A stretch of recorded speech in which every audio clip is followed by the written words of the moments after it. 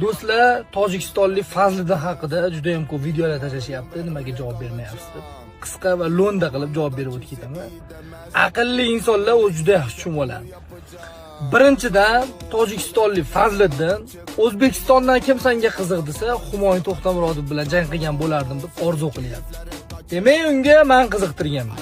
U menga jizn qiziqdi. Sababi unda qiziqtiriladigan hech nima yo'q. Bu bir. Ikkinchidan, uni tovuq kategida to'laydigan pulni men uyqudan turib 1 soat ichida harakat qilsam to'g'ib qo'yaman. Bu ikkinchi. Uchinchidan, aytayaptiki, xolasa boks, xolasa barba, xolasa karate, xolasa jetkondo, любой sport turida Humoyun bilan urushaman deyapti.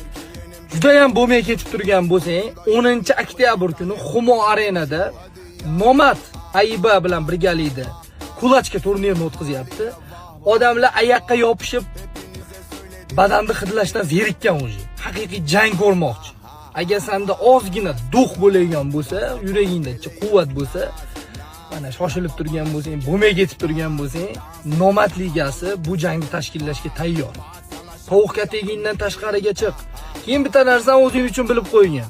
Men hech qachon birovning pravilasi bo'yicha ish qilmayman, hech qachon. Sen menga vizit tashlayapsan, bitta pravilani men qo'yaman.